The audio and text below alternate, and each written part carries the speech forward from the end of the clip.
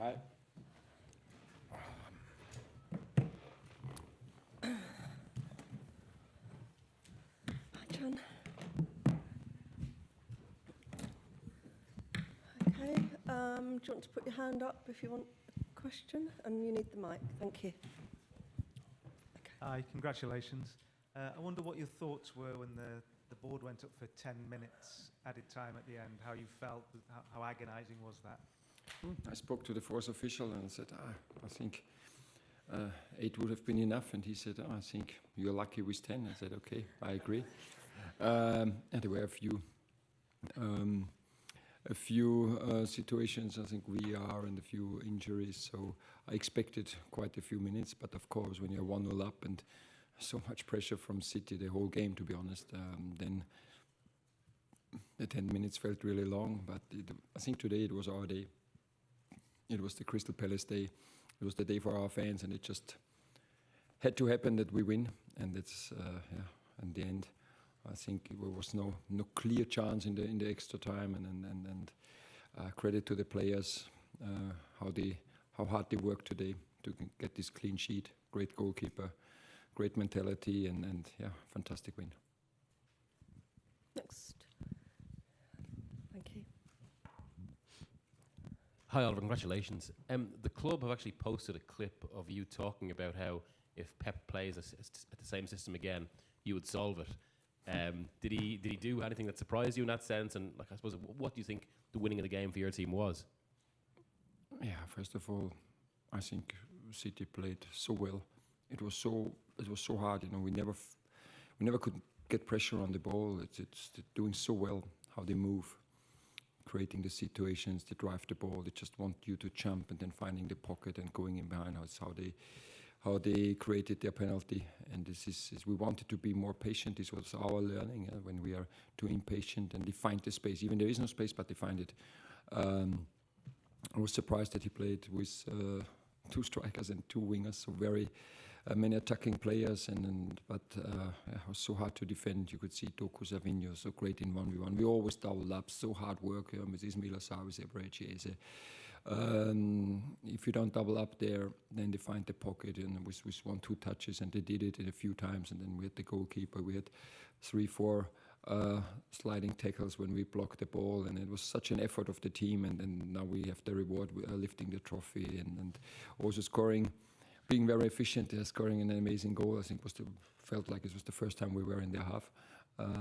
Was a nice goal, but So talking about too many football-specific issues today, then I think it's 90% how well City played, and I think 90% how well we defended with the passion we had, and unbelievable game. Thank you. Kurz auf Deutsch. Heute müssen wir auf Deutsch, Oliver. Europa League-Finale, FA Cup-Finale. Wenn du es vergleichst, war es das schwierigste Finale überhaupt und von der Emotion her geht da noch etwas drüber? Antwort auch auf Deutsch? Antwort auch auf Deutsch? So, as a German, I will answer in English so that everybody understands. It's a question compared about Europa League and FA Cup win. So I think first of all, it's a special stadium, the Wembley Stadium. I was here twice, 3 times before, but twice when I watched England playing. It's also a great atmosphere, but it's something special when it's played in 50% Crystal Palace fans and 50% Man City fans. I think everybody could feel this special atmosphere in a very traditional stadium, and everything that happens before the game makes it special. Yeah, when the Prince comes and the national anthem, and the game was tough. The game was so tough, and we were talking about it, how we can find solutions or better solutions at halftime, but it's difficult to compare. It's on the other side. I think nobody expected Frankfurt winning the Europa League, and nobody expected Crystal Palace winning the FA Cup. But I think you can see now what you can get when you are patient as a club, and also big credit to our supporters, because we had a very bad start. There's 3 points after 8 games, and usually the fans get impatient and are mourning, are complaining, and our fans always supported us. They could see the effort, and even we had it's 3-4 weeks ago, we conceded 10 goals within 4 days at City 5, at Newcastle 5, and we were 5-0 down after 60 minutes at Newcastle. Our fans were supporting the team, and I think this is this special connection. And then you call it maybe we are lucky in a few times. I think yes, but I think then it's more.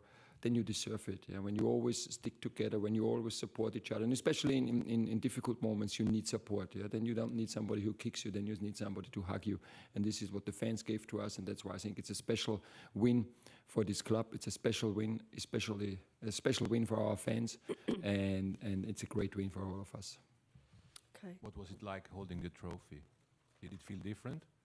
Holding the trophy. And what did Prince William told you? He's an Aston Villa fan, so no, he congratulated all of us for our performances, and it's for me it's the strange thing. It's now I feel a little like empty. It's I think I will start to realize it. Maybe tomorrow or on Monday, but the crazy thing is on Monday I have to think about the Wolves game on Tuesday. So I don't know when it will come, but it's something special. But it is, and I told the players now after the game. I don't know. I'm not the guy maybe with the biggest talents, but I have a feeling. I get a feeling for a group of players, and I got this feeling during the season that we can achieve incredible things, and this feeling is the same. There's no button where you can turn it on. It comes, and I know we have talented players, and we have great characters, yeah. And in the club with such a togetherness, yeah, such a great work ethic, such a great environment, atmosphere, and this I think is fundamental for achieving maybe impossible things, yeah. And this is what a feeling that started in winter, yeah. And also maybe with the experience with this difficult start, yeah, because we always stayed together. The players never complained, and we are really demanding a lot from them. And then it started, and then we were in Marbella because we had 3 weeks no game on a short trip. And there I told the players, this is my feeling, yeah. Yeah, and now it happened. So it's just crazy sometimes, but yeah, unbelievable. Sam, please, thanks. Hello, Oliver. Do you think that the gap is closing a little bit between the top of English football and the teams like Palace, who tend to be in the middle of the table? We've seen Newcastle come up, Villa come up, and it seems to me, as you've proved today, that you can find a way to beat the sort of elite sides. You have to know it better than me because I'm here for 15 or 16 months, and it looks like, I think Pep mentioned it, and if somebody knows that Pep is working here for 8 years, 9 years, he said that the mid-table in England is getting better and better, and the gap is getting smaller, and if Pep says this, I think it's true. Thank you. This gentleman right at the back in the blue jumper.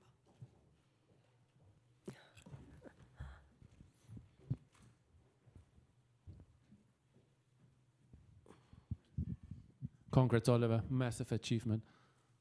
Could you please sum up your emotions when you received your medal and you hugged Steve Parish? You look quite touched, and you obviously know what it means for Crystal Palace not winning a trophy for 120 years, and now you're the first one to do it.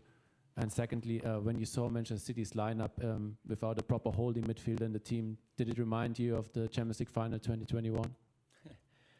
Same result, by the way. Yeah, let's answer the second question. Yeah, when we got the lineup, then analysts and we were just looking, okay, when did they play? And they played against Brighton and against Tottenham in this with the 4 attacking players, because this is what we didn't expect. But at the end, nothing really changed what we have to do. But again, you have to do it on your top level. And I think, especially defending, we did on our top level. And my emotions, and this is, I don't know, it's strange, but I think, in these moments, I don't think about football in a specific way. So for me, it's, and I told this to players. I don't know if I tell you too many insights, but before the game, I think the biggest achievement we as football players, football managers, the biggest achievement that we can have, the biggest success is not then lifting the trophy. The biggest success what we can have, and this is how I feel it is, we could give 10,000 of our fans, of South Londoner, we could give them a moment for their life. You know, we can give them great times. We can give them, maybe they have some troubles, some problems at home. We give them hours and days where they forget all of this. Yeah, just be feeling happy and celebrating. I think this is the biggest achievement that sportsmen can do. Yeah, and we did it for our fans. We did it for many people, and that's why I think everybody who contributed to this success deserves to be proud of him, and deserves to be proud of the group, and deserves to be proud of the whole club, because this again is the best thing you can do. Okay, there you go. Congratulations, Oliver. You've secured your spot in Europe for next season. That's another competition. You're going to need to recruit. The club has already got a reputation for bringing young prospects in. How much easier does winning this and having European football make that sales pitch for you to help entice players to the club? I don't know. I think, yeah, will be more attractive, of course. I think, Crystal Palace Premier League is very attractive, and we have great players. So let's see what the transfer window will bring. Will be a very busy time, but I don't want to think about it today. Today it's. I hope I start to find my party modus slowly and get the right vibe. I'm really looking forward when I can see my family, because there were many family members were here today, and it's you want to share the good moments in your life. You want to share with the most important ones, and that's the family. So, and then I hope, I don't make crazy things tonight. Okay, we're going to take two more. One from Dom, and one here. Oliver, you've spoken about how important it is to have the connection with the fans, but the volume of the Palace fans when the final whistle sounded, it probably speaks to the fact that the club haven't won a major trophy in their history. So I know that might not be something you've lived with. You've only been at Palace for 15 months, and the same is true of some of your players, many of your players. But does it make it more special, that, knowing that you've given the club that moment, even though you're only part of a small part of its history? Oh yes, that's talked about it before. I think when I mentioned we had 2 years ago, we met after 25 years when we won the cup in Austria when I was a player. This connection stays forever. The connection with these players, with Crystal Palace will stay forever. And I'm pretty sure if, I don't know, Jean-Philippe Mateta will watch a game in 30 years at Selhurst, the fans will celebrate him, and he deserves it. And this will be the same with all the other players. And so yeah, it's massive what everyone did for the club, and this is this special motivation. Yeah, we wanted to write history. I think now we wrote really a big chapter in history. Next year we will start to write a new chapter. Yeah, it was the first time playing in Europe, and let's see, because this year 2 English teams play the final, as when I'm right informed. Thank you. Last one here. Thank you. Congratulations, Oliver. Could you just walk us through your emotions when Dean Henderson went outside the box and put his hand to the ball? Oh yes, I thought, why you don't kick the ball?